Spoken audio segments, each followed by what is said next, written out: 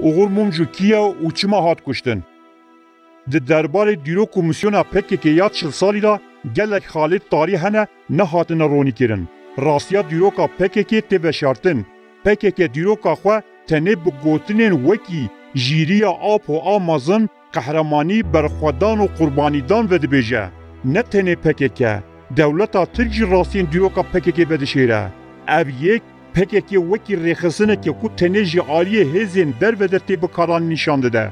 Gelek kesên ku dixwastin têkiliya Öcalan û Mîtê lêkolîn bikin û damezirandina PKK vekolin rastî gefan hatine, an jî gelek ji wana hatine kuştin. Hind ji wan ji aliyê dewleta Tirk ve û hin jî ji aliyê PKK ve hatine tunekirin. Yek ji wan nivîskarên navdarên Tirkiye Oğur Mumcu bû. Nivîskarê navdar Oğur Mumcu di 24 Sibata 1993 da ji ber teqemeniya ku tu wesayîta wî de hatibû biçîkirin, teqiya û li ber deriyê mala xwe jiyana xwe ji dest da. Di navbera mirina Oğur Mumcu têkiliyên PKK û Mîtê da peywendiyeke girîng hebû. Ji ber ku beriya mirina Mumcu demekî kim gotibû ku di destê wî de delîl û belgeyên mezin hene ku Abdullah Öcalan endamê Mîtê ye. Wî ragihandibû, wê di demekê nêz da pirtûkekê weşîne û tê da diyar bike ku Abdullah Öcalan çawa bûye endamê Mîtê. Ew da bazirganiya tiryakê jî ronî bike. Lêberî ku ew vê yekê bike, hat kuştin. Oğur Mumcu di sala 1942 da li bajarê Kırşehîrê yê ser bi Tirkiye ve ji dayîk bû. Ev kesekî rewşenbîr lêkolîner û rojnamevan bû. Zanîngeha hukûqê qetandibû. Em dikarin wî mirovî wekî netewperestekî Tirkê çep bi nav bikin. Kesekî zêde hesab û kitap nedikir. Lê tenê wî dixwast Tirkiyeyekê wekî dewletekî hukûqnas û adil were bi rê vebirin. Lê Oğur Mumcu piştî sala 1988 li ser pirsgirêka Kurd rawistiya û dît ku li pêşiya çareseriya pirsgirêka Kurd astengiyeke mezin heye. Têkiliyên rantê yên di navbera beşek dewletê û beşa desthilatdara di nava PKK da dîtibû û gav bi gav dest bi deşîfrekirina wan peywendiyan kiribû.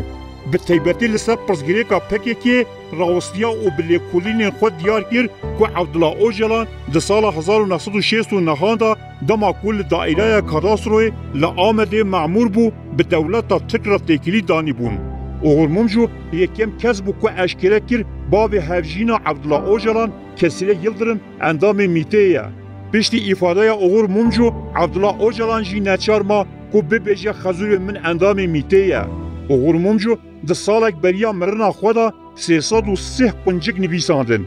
Ji wan 158 gotarên ku di navbera 2 Şubat'a sala 1992 û 24 Çile 1993 da hatine weşandin li ser PKK û APO bûn. Di rojên dawiyê yên sala 1992 da ji birayê xwe yê mezin parêzer Ceyhan Mumcu ragot ku ew ê lîsteya navên sîxurên di nava PKK da di pirtûka xwe ya nû da biweşîne. Oğur Mumcu lêkolîn li ser Abdullah Öcalan dikir. Ew di babetê endametiya Abdullah Öcalan da ya bi Mîtê ra gihişt bû xala dawiyê. Tenê belgeyek dawî mabû ku Oğur Mumcu dixwast xwe bigihînê. Ew jî belgeya girtina Abdullah Öcalan a di 7 Nîsana sala 1972 de bû. Gumanên Mumcu li ser Abdullah Öcalan wê demê dest pêkirine û wî dixwast têkiliyên bi Mîtê ra wê demê bên îspat kirin.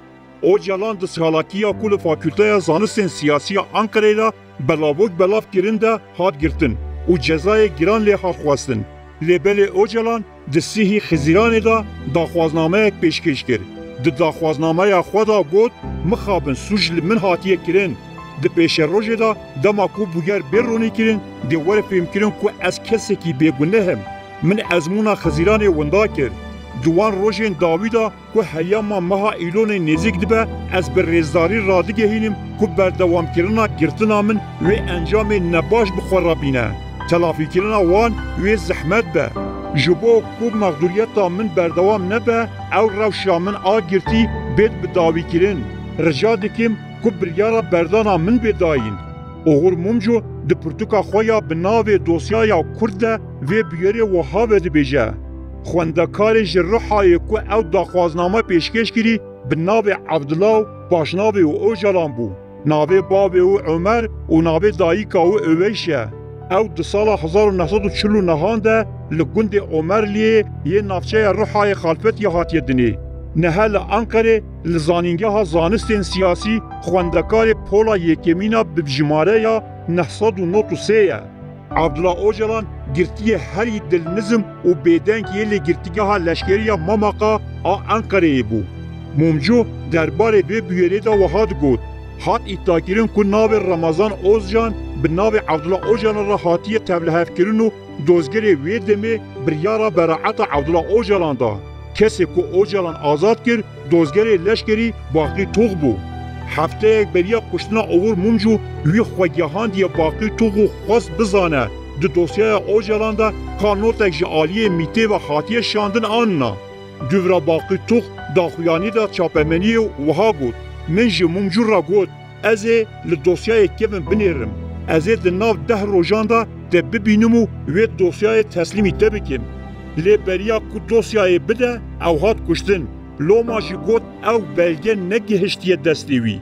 او نتنه ایتایا مومجو بو. پشتی اوجلان هات بردان ریوبریا زانکوی بریارا اخراج کرنا دبستان جبو همو کسین که بشداری چالاکی بوندا. لیبل لعالی دن عبدالله اوجلان تنه جزای شرمزارکرین لحاد برین و خواندنا خبردوام کرد. موجود دربار اوجلان دا گمان اکدیجی هبو. اوجی دولت بو چه بورس یعنی یاردمتی داوی که بخوینه. لگوری قانون ترکیه دما خواندکار دست به دبستان دکه جبو آلیکاری جی دولت ول بگره دبه تمنه و 21 سالی درباز نبه. لی اوجلان 22 سالی بو. هر وها حتی سال 1984 جی بورسا یعنی یاردمتی اوجلان به داوی نبو بو.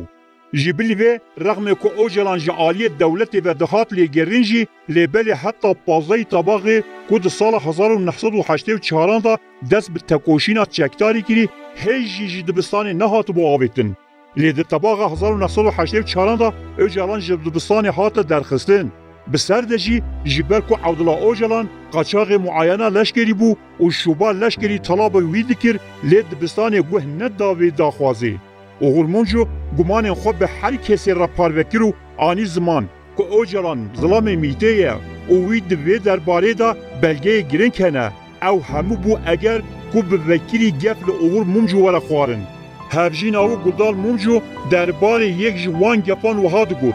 بری اوغور منجو بکشتن مستشار میته تا اومان کومان روزنامه‌وان دعوتی داعیرا میته کرن او گراندن وی دمید بیجه یک جوور روزنامه‌وانان وی وره کشتن دوی دمیدا د چاپمنیه داجی وی پیوی جه گرد گر مستشار میته بیجه یک جوور دی وره کشتن او تی وی واقعی که دزانه دی کی بکشتن و کی دی وی بکشه نتنه میته گفل اوغور منجو دخوارن هر وها پکی که در روزنامه یا وی دمه یا özgür gündeme da gafl mumcu xwarı bu.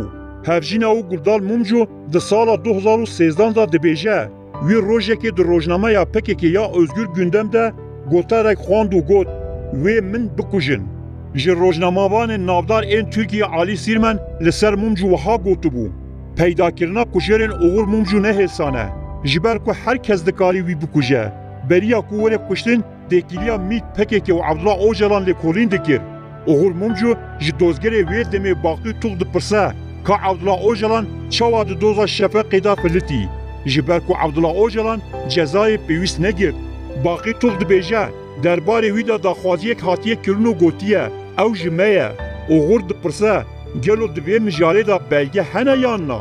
توغ جی دبیجه ازه ببینم ازه ده هفدیتنا خویا پیش دا و بلگه جوارا بینم. پشتی وی اوغل ممجو تی کشتنو او هفدیتن چینابه. اوغل ممجو کودا تیکیلی میته و اوجلان و بیجه دد 24 چله 1993 دا به بومبیا لوسایتا وی هاتو بو بجیکرین هات کشتن. پشتی کشتنا وی چالاکین مازن چه بون. لی کشر نهاتن دیتن. حتی که دولت دلیل لجه بویرجی طاری کرن. دلیل لجه سوجه لشوینا که پارچه یک به یک بین هلدان بگیزی هاتن مالیشتن و همو دلیل چون تنکا گلیشی دا. دولت نخواست کجران ببینه. محمد آغار کوه دمی مدیر گشتی امنیت و پاش جیبوب و وزیر کار نافخویی پشتی کشتنا اوغل ممجو دمتین چو سردان مالاوی. هفجین آوی گلدال ممجو ال سردان وها نرخاند و گود او کارکی وصایه که وک دیوارکیه. گر او kevireke ji dîwar bikişînin dê dîwar hemû behser me da hilweşe. Min jê ra got wê demê wî kevirî ji dîwarê bikişîne. Wî got ez nikarim bikişim. Dewlet bi dû qatilin neket ji ber ku dewlet bi xwe qatil bû. Têkiliyên Ocalan û Mîtê hertim wekî sirv mane veşartî. Lê her kesê ku siyaset û dîrokê ji nêz ve dişopîne bi taybetî jî her kesê ku pêvajoya İmraliyê ya Ocalan şopandiye dizane ku têkiliya Ocalan û Mîtê neveşartiye. Tu cara rastî naên veşartin.